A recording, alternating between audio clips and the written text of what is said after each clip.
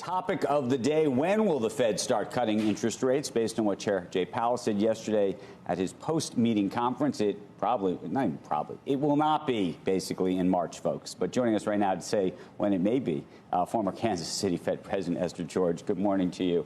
What do you think? What do you think of what he said yesterday? When do you think we should start expecting cuts, given that the market seemed to get ahead of itself a little bit? Yeah, good morning, Andrew. Yesterday, I think, was a reminder to everyone that the Federal Reserve is squarely focused on its mandate of getting inflation back to target of 2%.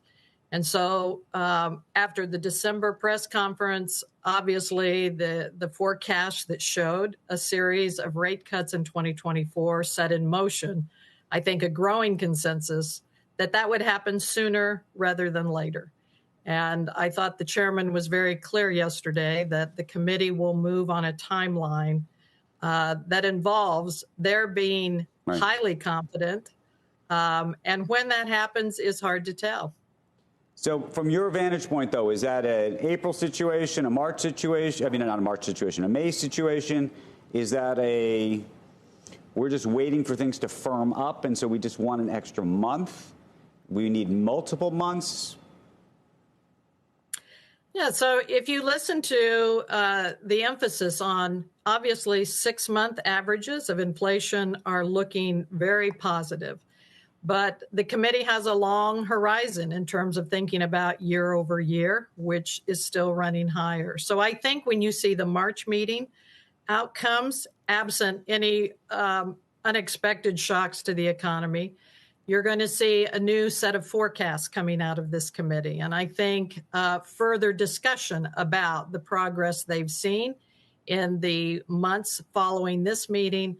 And I think then an opportunity to provide a better signal. So clearly, I think the committee is in line to begin cuts this year. March is going to give us some more information about whether May is the timeline to do that. And I suspect the first half of this year, assuming things go as they have been, is an opportunity to do that.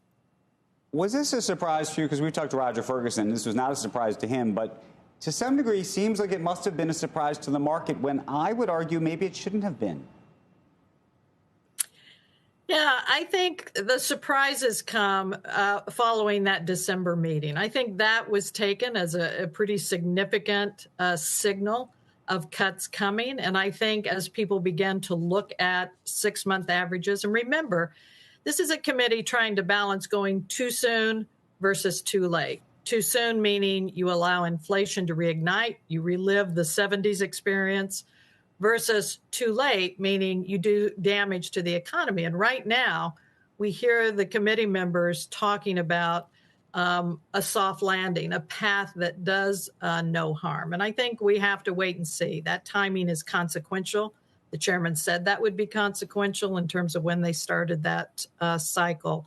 So it's a challenging time for this committee, I think. For sure. And President George, even with the just slightly softer than expected, unemployment claims number today, you've seen the bond market move again. I mean, 2-year yields are back toward their lows. The market's going to continue to try to maybe over-anticipate the initial cut. And perhaps it's because what we know about the Fed's stated outlook means they're further along on the inflation progress.